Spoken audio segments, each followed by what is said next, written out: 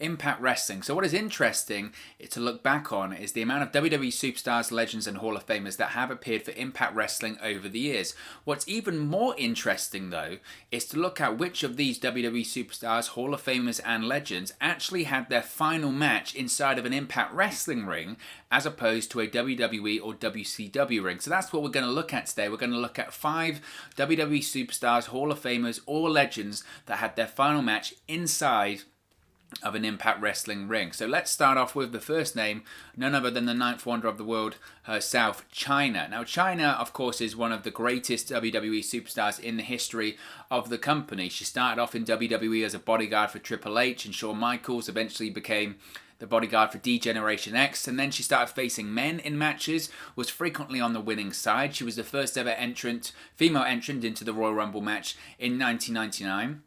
She's also the only woman to ever enter the King of the Ring tournament, also later on in that year. She would also become the only woman to hold the Intercontinental Championship, feuding with Jeff Jarrett. She actually entered the Royal Rumble for a second time, also in 2000. Now, she left the company in 2001. We both all know the circumstances around why she left the WWE around that period of time. She actually wrestled a few matches for New Japan in 2002, the following year, but after that she had seemingly retired. Then suddenly, out of the blue, it kind of felt like, Chyna made her debut for Impact Wrestling, then known as TNA, back in 2011, really out of the blue. I remember actually reading the spoilers for this Impact taping back in 2011, and it said that Chyna would be the tag team partner for Kurt Angle to face Jeff Jarrett and Kurt Angle's ex-wife, Jeff Jarrett's now wife, Karen Jarrett, at that year's Sacrifice pay-per-view. Now, Chyna made her TNA debut during the May 12 edition of Impact Wrestling. Chyna was introduced by their network representative Mick Foley as Kurt Angle's tag team partner for a match with Jeff and Karen Jarrett at Sacrifice in 2011. At that pay-per-view on May 15, Karen tapped out to Chyna for the win in the mixed tag team match, but she'd left TNA just pretty much immediately after that match. Now, unfortunately, this would be her final wrestling match, as sadly Chyna passed away on April 20, 2016 after an overdose of alcohol combined with anxiety drugs, diazepam and nordazepam, and painkillers oxycodone and oxymorphone, and a sleeping aid called temazepam. It's a crying shame we never saw her return to WWE, where she was made most famous. Of course, it's a crying shame that she was never inducted into the Hall of Fame during her lifetime. Obviously, she was subsequently inducted into the Hall of Fame posthumously as part of D-Generation X. But it's a shame we never got to see that happen. But she did indeed have her final match inside of an Impact Wrestling ring. Now, another name that did have their final match inside of an Impact Wrestling ring as opposed to a WWE ring is none other than WWE Hall of Famer, the Macho Man, Randy Savage. Now, Randy Savage, to be honest, I don't really need to introduce him to you, do you? He's one of the most famous and recognizable pro wrestlers ever to lace up a pair of boots. He's a multiple-time WWE champion and WCW champion, and quite frankly, he's one of the greatest performers in the history of professional wrestling. Now, Randy Savage left WWE in 1994 to jump to WCW with the likes of Hulk Hogan. And to this day, he remains to be one of the very few huge superstars who had a falling out with Vince McMahon that never made any kind of return to the company. Now, he didn't on an official capacity, but just prior to his death in 2011, Randy Savage did actually do a promo for, I believe it was the WWE, I think it was Superstars game or All-Star game. So that is out there. That was the only kind of WWE related thing he did. But he moved to WCW and then he left the company in 2000. He took a break from pro wrestling at that time. His return was announced for the World Wrestling All-Stars promotion in 2002, but that was later cancelled. Savage would then make his official return to wrestling at the end of the very first 3-hour pay-per-view in Impact Wrestling history, which was Victory Road in 2004. Savage aided AJ Styles and Jeff Hardy as they were being beaten by Jeff Jarrett, Scott Hall, and the also debuting Kevin Nash at the event. But what was interesting about Savage's TNA history was that he briefly left the company after his debut. Now, earlier that night, reportedly, Savage got into an altercation with real-life friend/enemy Hulk Hogan, who he was actually unaware would also be backstage at the event, because Hulk Hogan at the time was negotiating, by all accounts, with Impact Wrestling and Jeff Jarrett to have a run in the company. Reports said that as these two WWE icons and megastars met once again backstage, Hogan attempted to make peace, but Savage actually challenged him to a fight and called TNA an unsafe working environment at the time. But after that event happened, Hogan and TNA ended their negotiations just days after, and Jeff Jarrett actually persuaded Randy Savage to return to the company under the condition that Hogan was not going to be there going forward. So Savage returned on the go-home edition of Impact before the next pay-per-view, which was Turning Point, where Randy Savage would officially team with AJ Styles and Jeff Hardy against Jarrett, Hall, and Nash. Now, the match, obviously you've probably seen it, the clips are out there. It was very poorly received. It wasn't a classic by any stretch of the imaginations, and due to some health concerns and conditions at the time, Savage only participated in the final few minutes. Instead of it being a six-man tag match with Randy Savage on the apron or really being involved, he was backstage out in the parking lot, attacked beforehand, and we only saw Randy Savage appear at the end. He pinned Jeff Jarrett after doing a punch to the face after Jarrett did a sunset flip. Basically, Savage came out, looked like a shell of himself, quite frankly. Did a couple of punches, again, pinned Jeff Jarrett after a punch, and that was about it. Now, he left TNA just after that match. It was said that Savage did leave the company due to those same health concerns, but it was also reported that Randy Savage actually suggested to Jeff Jarrett that the former should defeat Jeff Jarrett for the NWA World Heavyweight Championship that night, which Jeff Jarrett rejected, and Randy Savage was not too pleased by this. Unfortunately, it would be the final match of the iconic Macho Man's career after he passed away in 2011. Now, to be honest, when it comes to the Randy Savage TNA Impact Wrestling match, I kind of wish we didn't see it. It's one of those cases where, and I want to be careful with my words here, but it's one of those cases where he didn't look like Randy Savage anymore, and he was a lot smaller. He had a lot of the hair missing, and it was one of those situations where you saw it and you felt sad. And what was curious about it, I suppose, was that this was in 2004. And I remember, if you remember Randy Savage in the Spider-Man film, right? With the Sam Raimi Spider-Man film, which I believe came out in like 2002. In that film, Bonesaw McGraw, he looked like Randy Savage still. He looked, big and jacked up. And obviously, when it came to 2004 and this TNA appearance, it wasn't the same anymore. And it was sad. And it's a shame that that was the final match he had. But unfortunately, that's the case. Now, Randy Savage was, like Chyna posthumously, I'll get there eventually, inducted into the Hall of Fame by WWE. He was inducted by his brother Lanny Poffo. Again, it's a shame that he never made amends with WWE. It's a shame he never got to, in person, rightfully be inducted into the Hall of Fame. I personally felt like that was the direction that it was heading in when he started to do those WWE promos back in 2011 for the All-Star Game. And it's just a shame. It's a massive shame, like with Chyna. It's a massive shame he was never able to come full circle and come back to WWE. But he did have this final match inside of an Impact Wrestling ring. Another name that had their final match inside of an Impact Wrestling TNA ring is Lex Luger. Now, Lex Luger is interesting because Lex Luger, of course, everyone knows Lex Luger, a phenomenal look, decent in the ring, maybe not the best wrestler in the world, but certainly had charisma and a fantastic look, but he was never a WWE champion. Now, he was a top star for the majority of his run with WWE. That was after previously being with WCW.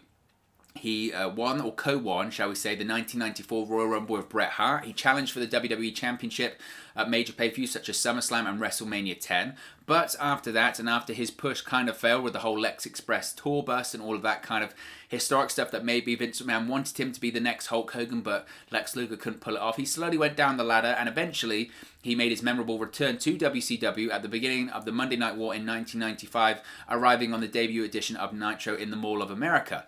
Now, upon returning to WCW, Lex Luger actually had some serious success. He won his second WCW World Championship, as well as the Tag Team and United States Championship, and always was prominently featured on the show. But after the closure of WCW in 2001, Lex Luger became semi-retired and returned to the ring sporadically for certain events such as the World Wrestling All-Stars in 2002, that same promotion that had Randy Savage briefly there, before agreeing to wrestle a few matches for TNA back in 2003 with the hope of landing a future deal that would be much more longer in length. Now, Lex would actually wrestle his one and only match for Impact, which would also be his last ever wrestling match on November 12, which was one of the NWA TNA weekly pay-per-view matches. He teamed up with Jeff Jarrett in a tag team match against AJ Styles and Sting. He and Jarrett lost the match when Lex Luger was pinned by AJ, but during the match, Lex, a bit like Randy Savage, didn't look great, looked a shell of himself, and gave a performance that wasn't recognizable to be a performance by Lex Luger.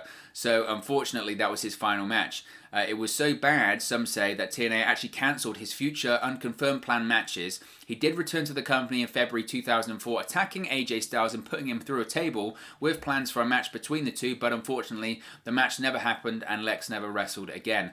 And Lex Luger, he's not a Hall of Famer yet. I think eventually one day he will be. I would say he's kind of made amends. He has done certain documentaries with WWE, and he's obviously participated in the Monday Night War retrospectives and things like that. When it comes to his wrestling career, again, it's like most names on this list, it's sad it had to end that way. But Lex Luger, look, he's a legend. He's a legend, there's no doubt about it. But again, it was sad that it had to end that way. Another WWE legend and Hall of Famer that had their final match for Impact Wrestling was none other than the Nature Boy, Ric Flair. Now, of course, Ric Flair is a 16-time world champion, although I think there's actually way, way more than that. Everyone knows the record is far, far greater than 16 times, but he's arguably the greatest pro wrestler in the history of the business. Now, following the closure of WCW in 2001, Ric Flair returned to WWE at the end of what people thought would be the end of his career. He started off as an on-screen authority figure with no plans to wrestle, but eventually he became a part-time wrestler, and this run actually lasted way longer than people thought it would. It lasted for 6 years before he retired in 2008, and he had his final last match, his retirement match, of course, against Shawn Michaels at WrestleMania 24, and a memorable retirement ceremony the following night on Monday Night Raw 2, where everyone came out and saluted him. He was actually inducted into the WWE Hall of Fame that weekend as well, but he couldn't stay in retirement that long because Flair came out of retirement in late 2009, where he had 4 matches with Hulk Hogan during the tour of Australia as part of Hulk Hogan's Hulkamania tour. But then Flair would sign with Impact Wrestling, TNA Wrestling, and debuted with the company on the first Impact show of 2010 on Spike. Now, Flair would work there for over 2 years, where he would wrestle 11 more matches. Flair's final match, though, occurred on the September 15, 2012 episode of Impact Wrestling, with a very fitting final opponent of none other than his former WCW rival and a person he, quite frankly, put on the map, that being Sting. Now, during the match, Flair tore his left triceps in a superplex spot, which sidelined him indefinitely from in-ring action.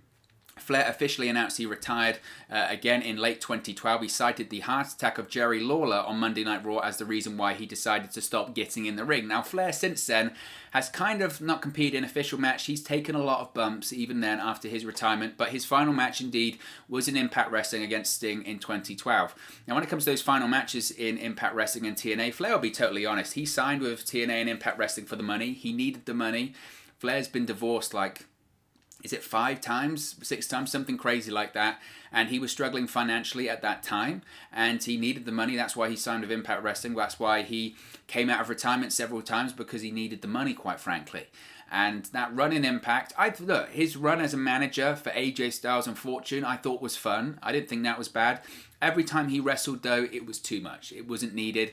And quite frankly, I didn't need or want to see any more Ric Flair matches at that point in his career. I was happy with how his career ended. I was happy with the Shawn Michaels WrestleMania send-off.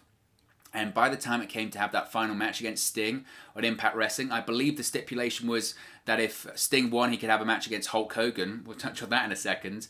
And it was meant to be by Sting beating Flair, he gets to Hogan. And it was just, I guess it was a sign of things to come when it comes to this Hulk Hogan feud with Sting. But it was just sad. It was just sad. And it wasn't needed, because at that point in his career and in Impact, they didn't need to have Ric Flair wrestling. And it just looked bad, I felt, on Impact Wrestling at the time. And finally, the last WWE legend that to have his final match for Impact Wrestling is none other than arguably one of the biggest WWE legends of all time, that being Hulk Hogan. Now, when Hulk Hogan returned to WWE in 2002 and again in 2005, it was very likely that these would be the retirement tours for the Hulkster in WWE, and he would have his retirement match. But it never happened. Now, after Hogan wrestled Randy Orton at SummerSlam in 2006, he made a few more appearances for WWE over the next year or so, after having his final appearance for a while at the 15th anniversary of Raw in 2007. Hogan didn't appear on a WWE broadcast for 7 years after that. Now, by all accounts, after being tired of waiting for WWE, Hogan then signed with Impact Wrestling in late 2009, and he made his debut appearance on the first show of 2010, starting the Hulk Hogan-Eric Bischoff era in Impact Wrestling. Over his 3 years with the company, Hogan would actually wrestle on 4 occasions. Now, his last televised match actually happened in 2011, on Impact. Actually, it was 2011 or 2012, I think it was. I think it was 2012. I think it was 2012 at Impact Wrestling's Bound for Glory event against Sting. Now, at the time, Hogan had injuries to his knees and back, and he should have not been in the ring at all. But the match actually became more of an angle, but it was actually technically a match with a referee and all that jazz. And that was Hogan's final match that he ever had in televised match inside of an Impact Wrestling ring. But actually, Hulk Hogan's last match, as you can see on the picture to me right there, his actual last match occurred during the TNA Maximum Impact Tour back in 2012. Now, although it was initially untelevised, the match, a six-man tag team match, has been subsequently released on Impact Wrestling DVD extras, I believe. It was a six-man tag team match pitting Hogan, Sting, and James Storm against Bobby Roode, Bully Ray, and Kurt Angle. So, Hogan's final match didn't take place in a WWE ring. It didn't take place on television. It actually took place on a live event over here in the UK, a six-man tag. How crazy, how crazy is that to have someone with the career of Hulk Hogan have his final match untelevised and for Impact Wrestling? Wouldn't you know? Wouldn't you know? It's a crazy world, the world of pro wrestling, isn't it? Nevertheless, as always, this is just one man's opinion. What are your thoughts on some of the legends who have their final match inside of an Impact Wrestling ring? Let me know your thoughts in the comment section below. I'll do my best to respond and reply to all of your comments. Really enjoy interacting with you guys, talking about Impact Wrestling, WWE, AEW, all things pro wrestling here on the channel. So get involved with the community below, drop a comment. All opinions are welcome. If you have enjoyed this video, please do smash a like on the like button. Really does help us out here on YouTube, go up the rankings and get into people's recommendation feeds if they haven't seen our videos previously. But most importantly, if you haven't already, please do subscribe to Wrestle News 365. You can do that by clicking the bottom right hand corner of the screen right now. Or if you wait a few seconds, there'll be a subscribe button at the end of this video along with another video for you to watch. Thank you very much for watching, listening, streaming, or have you come across this video today. And I'll speak for you again very, very soon. Hey guys, thank you for watching, listening, streaming, or however you come across this video today. Be sure to click on the video on the right there to watch our next video, or click the bottom there to subscribe, or the bottom right hand corner. Thank you very much, and I'll speak to you again very soon.